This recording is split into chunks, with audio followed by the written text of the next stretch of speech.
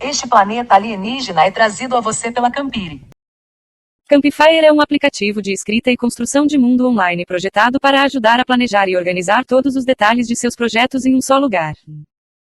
Campfire Height inclui 17 módulos diferentes que lidam com diferentes aspectos do seu projeto, incluindo personagens, locais, espécies, idiomas, sistemas mágicos e muito mais. Todos esses módulos têm uma versão gratuita, mas para aqueles que você precisa especificamente para o seu projeto, você pode obter a versão completa por apenas 25 centavos por mês ou, se preferir, pode desbloquear tudo com um único comprar. Você pode optar por manter seu trabalho privado ou colaborar com outros usuários e compartilhar seu projeto na página Explorar para começar a criar um público próprio, e na página Aprender você pode encontrar tutoriais e orientações sobre todos os tipos de construção de mundo e narrativa tópicos. Além disso, há um aplicativo móvel em desenvolvimento que estará pronto para lançamento nas próximas semanas. Para se inscrever no Campfire ou saber mais, confira o link na descrição.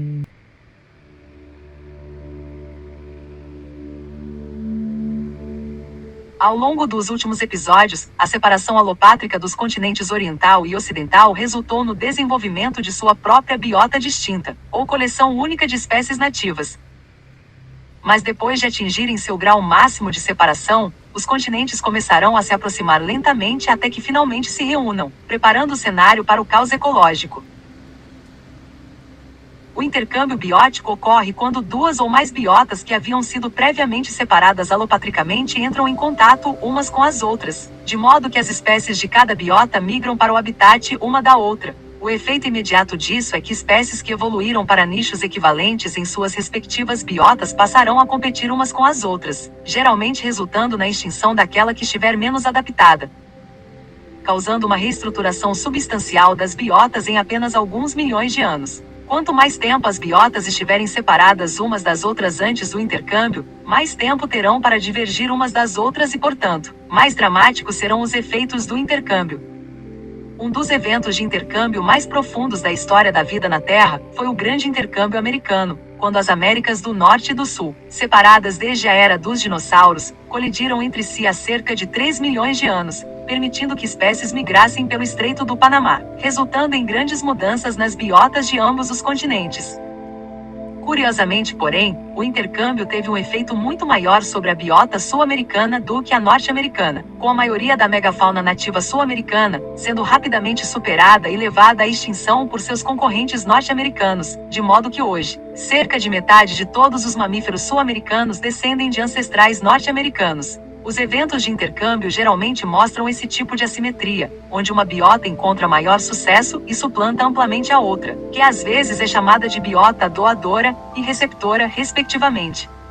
A aproximação dos dois continentes em nosso planeta alienígena também resultará em intercâmbio biótico em escala continental, transformando a interface dos dois continentes em um campo de batalha evolutivo. O resultado exato de um evento de grande escala é difícil de prever, mas há uma série de fatores ecológicos que podem influenciar como as coisas acontecem. Possivelmente, o maior preditor do resultado dos eventos de intercâmbio é a área de terra. Quanto maior for um habitat, mais recursos ele oferecerá e maior diversidade suportará, e mais competitivas serão suas espécies nativas. Esta é uma das razões pelas quais os ecossistemas insulares correm tanto risco de espécies invasoras do continente, enquanto as espécies que vivem nas ilhas raramente representam ameaças semelhantes se espalharem para outras massas de terra. A ilha de Isla Próxima se formou no final da Era Glacial, como resultado do aumento do nível do mar, mas nas dezenas de milhões de anos que se seguiram, a elevação tectônica e as mudanças nas costas acabarão por reconectar a ilha com o continente oriental, resultando em intercâmbio com o continente.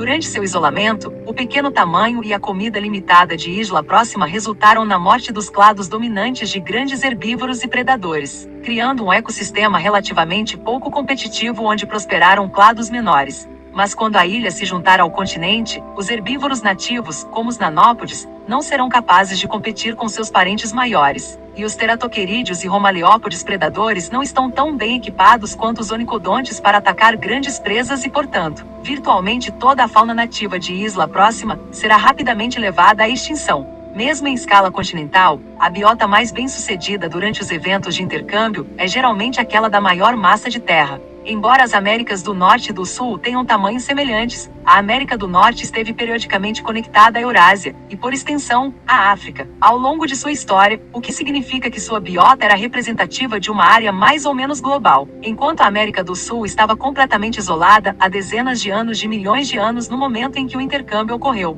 Mesmo as espécies que chegaram à América do Sul da África, como os ancestrais dos macacos do Novo Mundo e dos roedores caviomorfos, ainda foram capazes de competir efetivamente com a biota sul-americana, e desde então, tornaram-se clados diversificados e altamente bem-sucedidos, com alguns conseguindo se espalhar para a América do Norte. Embora o continente ocidental seja um pouco maior dos dois, ambos ainda são aproximadamente comparáveis em tamanho, portanto, qualquer vantagem competitiva que seus ganhos de biota apenas com a área de terra podem ser muito pequenas. Mas o resultado do intercâmbio também pode ser influenciado pelo clima. No intercâmbio americano, as condições quentes e tropicais da América do Sul tornaram relativamente fácil para os clados norte-americanos migrarem para o sul, enquanto os clados sul-americanos que se deslocavam para o norte foram impedidos por habitats mais secos com os quais não tinham adaptações para lidar. Em nosso planeta alienígena, o continente oriental permaneceu centrado em latitudes tropicais ao longo de sua existência, e grande parte da paisagem desfrutou de um clima quente e estável, enquanto o continente ocidental viu uma variação climática muito maior, além de experimentar uma grande rotatividade da fauna como resultado da era glacial. A grande amplitude latitudinal do continente permite que ele suporte uma ampla gama de biomas,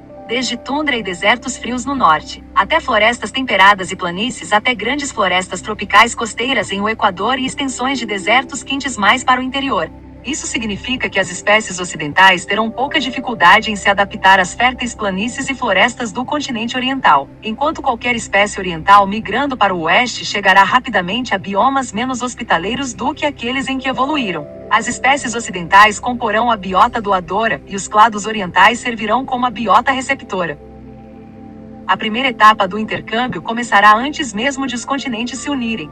À medida que se aproximam, a distância cada vez menor entre eles tornará os eventos de raft mais viáveis. Já há 4 milhões de anos antes da formação do Istmo do Panamá, uma espécie de procionídeo norte-americano conseguiu atravessar o mar da América Central e estabelecer uma radiação de formas sul-americanas, dando origem a grandes predadores como a chapalmalania do tamanho de um urso. Da mesma forma, o primeiro contato entre nossos dois continentes serão clados que são pequenos o suficiente para atravessar o estreito mar, como malacoformes, pequenos diplostomios e alguns dos platidons basais. Mas quando uma ponte de terra finalmente se forma, não demorará muito para que a megafauna atravesse, entre os primeiros dos quais estarão grandes herbívoros em busca de novas áreas de alimentação. Desde a Idade do Gelo, o grupo de grandes herbívoros mais bem-sucedidos no continente ocidental tem sido os alobraquídeos, dos quais pelo menos um clado que vive nas áreas do sul perto da ponte terrestre, pode se mover para as planícies orientais, onde agora entrarão em competição com os camptópodes e outros leptopóds orientais. Embora o resultado dessa competição possa não ser tão unilateral quanto o que ocorreu durante o intercâmbio americano, os alobraquídeos têm várias vantagens importantes sobre os camptópodes. Seu centaurismo lhes dá locomoção mais eficiente e maior velocidade, e permite que eles usem seus membros anteriores para procurar comida, e sua pele torna sua termorregulação mais eficiente, permitindo que eles sustentem períodos mais longos de alta atividade e permitindo que eles sobrevivam em um intervalo maior de climas, o que é uma grande razão pela qual eles foram capazes de preencher os nichos de herbívoros mais velhos durante a Era do Gelo.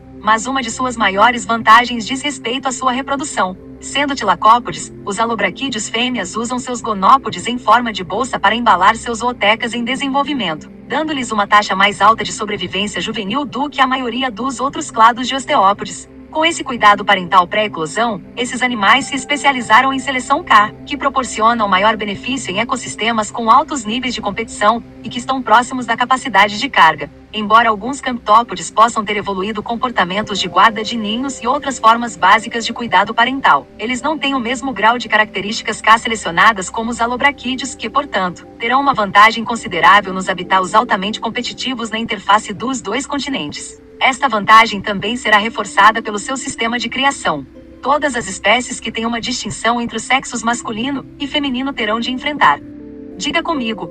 O princípio de Batema, que afirma que os machos obtêm um benefício maior por terem múltiplos parceiros do que as fêmeas. Portanto, parece lógico que as espécies tendam à poliginia, que é de fato um dos sistemas de reprodução mais comuns. Mas as fêmeas ainda obtêm alguns benefícios do acasalamento com mais de um macho.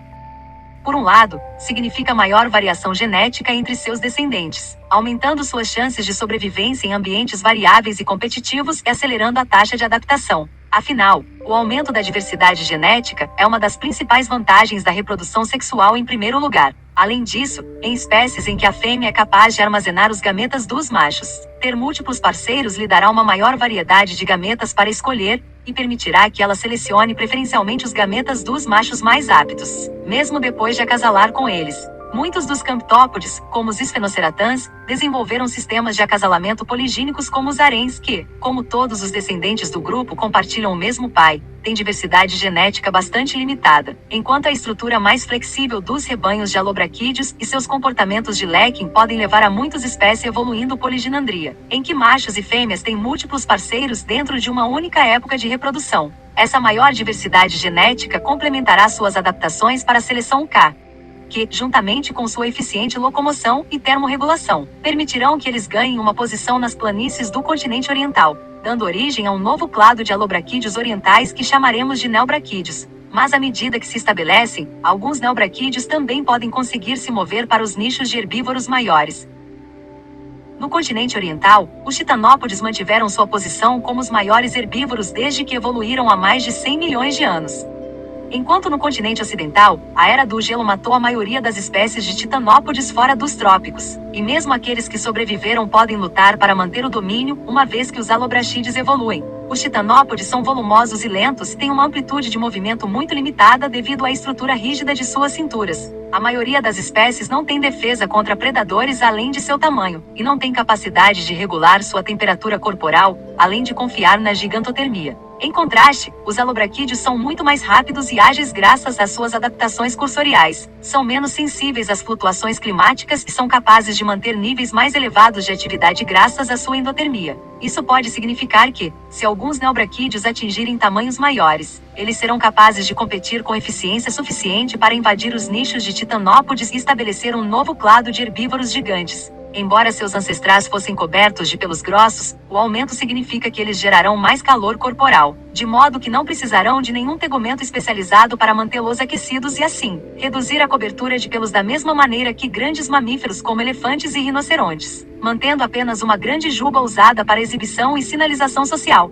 De fato, o clima tropical quente das matas de galeria orientais pode apresentar um risco de superaquecimento, que eles podem contrariar aumentando sua área de superfície, desenvolvendo uma crista ou barbela na parte inferior de seu cefalotórax para irradiar qualquer excesso de calor. Crescer muito também terá implicações para sua reprodução. O número de descendentes que uma espécie produz em um único evento reprodutivo dependerá de vários fatores ecológicos. Mas uma regra prática decente é o princípio de Lack, que afirma que o tamanho médio da ninhada de uma espécie será aproximadamente igual ao número máximo de filhotes que os pais são capazes de fornecer recursos adequados para isso.